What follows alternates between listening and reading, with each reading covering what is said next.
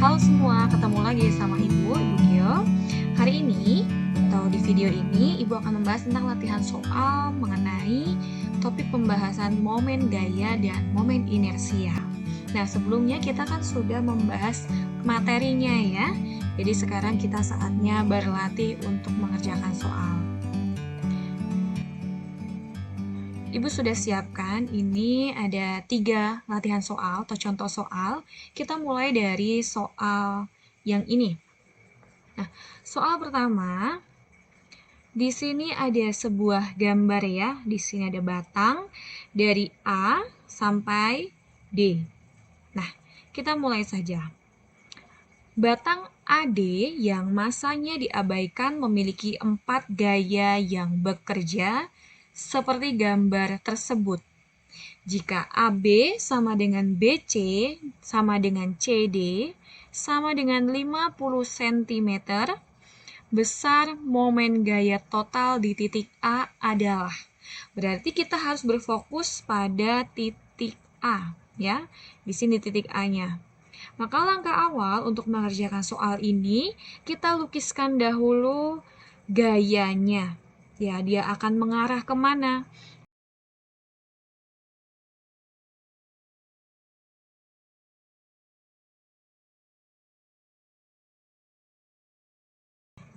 Kita ingat bahwa kita kemarin sudah menyepakati, atau di pertemuan sebelumnya, kita sudah menyepakati ketika F searah dengan jarum jam, itu bernilai positif, dan F berlawanan arah dengan jarum jam, dia negatif. Maka kita lihat dahulu, ketika porosnya di A, maka kita mulai dari F2. F1-nya otomatis tidak ya. F2 akan mengarah kemana? Jika F2 itu mengarah ke bawah ya, maka dia akan bergerak ke sini, ke kiri atau searah dengan jarum jam. Berarti F-nya bernilai positif untuk F2. Lalu yang F3, dia akan mengarah kemana? Kalau porosnya di A, dia pasti akan mengarah ke A, ya kan? Mengarah ke A, berarti dia berlawanan arah. Lalu D atau di F4, dia akan mengarah ke A juga dan bernilai positif. Nah, maka sekarang kita bisa mulai. Sigma tau, ya kan? F dikali dengan R. Tapi ini juga jumlahnya ya. Kita mulai F2 dikalikan dengan R AB. Kenapa dia F2 aja? Karena dia F-nya positif. Nah, sekarang untuk F3. Kita langsung tuliskan negatif F3 dikali RAC. Lalu F4-nya positif, maka dia langsung saja positif F4 RAD. Nah, setelah ini kita tuliskan F2-nya berapa nilainya? Oke, 30 Newton. Lalu dikalikan dengan RAB. Di sini diketahui bahwa RAB itu nilainya 50 cm, maka sama aja dengan 0,5 meter. Kita langsung tuliskan 0,5 meter dikurang F3 40 Newton dan RAC. Kalau A ke B 50 cm, B ke C 50 cm, maka A ke C itu 100 cm atau 1 meter. Tambah F4, F4-nya 10 Newton dikali dengan RAD. Ini 50 cm, 50 cm, dan 50 cm. Berarti kalau dari A ke D dia 150 cm atau 1,5 meter. Nah, sekarang kita tuliskan. Berapa ini hasilnya? 30 kali 0,5, 15. 40 ditambah dengan 10 kali 1,5. Ya, betul, 15. 15 dikurang 40 berapa, Nak? Oke, 25. Ya. Negatif 25. ditambah dengan 15. Berarti ketemunya berapa? Negatif 10 Newton. Tanda negatif ini tidak mengaruhi berapa besar gayanya, tetapi dia menentukan arah gerak ya. Gerak apa? Otomatis ya gerak rotasi. Nah, gerak rotasi ini berarti dia berlawanan dengan arah jarum jam.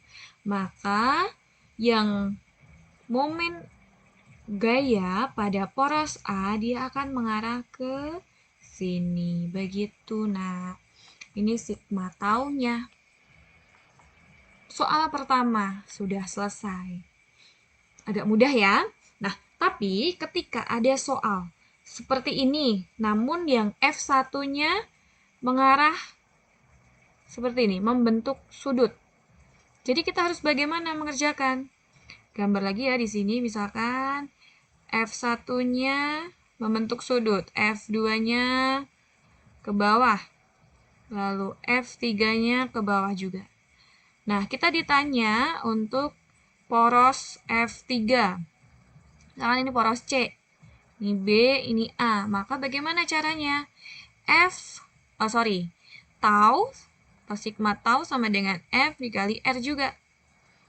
F-nya yang pertama kita harus melukiskan FY dan Fx. Ya, tetapi kita pakainya FY karena kalau Fx dia tidak bisa ya karena dia segaris dengan poros ya. Maka kita pakainya FY. Ingat, kalau FY pada pembelajaran vektor di kelas 10 berarti kita menggunakan apa? Sin, ya kan? Karena sudutnya ada di sini. Sin theta dikali RAB. RAC ya. Lalu untuk yang kedua itu dia mengarahnya ke kiri. Ke kanan. Berarti nilainya negatif. Maka negatif F2 dikalikan dengan RBC. Begitu. Lalu tinggal besarnya berapa. Oke ya. Kita lanjut untuk contoh soal selanjutnya. Kita ganti warna pen ya. Nah, sekarang kita akan membahas soal yang kedua. Soal yang kedua, ini seutas tali diikat pada roda pejal dengan jari-jari 50 cm. Jari-jari berarti di sini ya, 50 cm. Atau R-nya 0,5 meter. Tali tersebut ditarik dengan gaya F-nya ini bernilai 60 Newton, sehingga roda berputar pada porosnya. Jika momen inersia roda itu 15 kg meter kuadrat, panjang tali yang tidak tergulung setelah 2 sekon, maka T 2 sekon adalah berapa? Yang ditanya siapa, nak? Kalau panjang tali, kalau di gerak translasi dia pasti S ya, jarak. Tapi kalau di rotasi kita bisa tuliskan S juga boleh, tidak apa-apa. Nah, kita mulainya dari mana? Kita mulai dari sigma tau. Ya. Atau tau sama dengan I dikali percepatan. Kenapa kita berangkatnya dari sini? Karena kita memiliki momen inersia di sini ya. Kita tuliskan. Tau bisa kita cari dengan gaya dikalikan dengan R.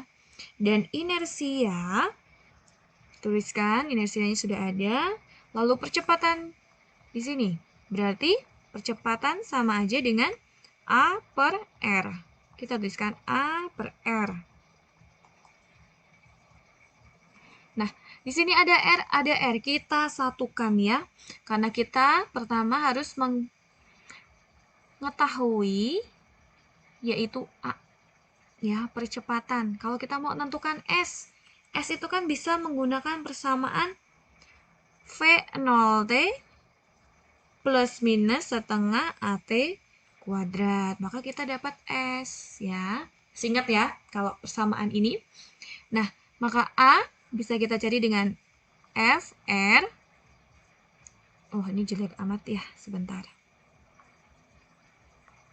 Bu rapikan dulu.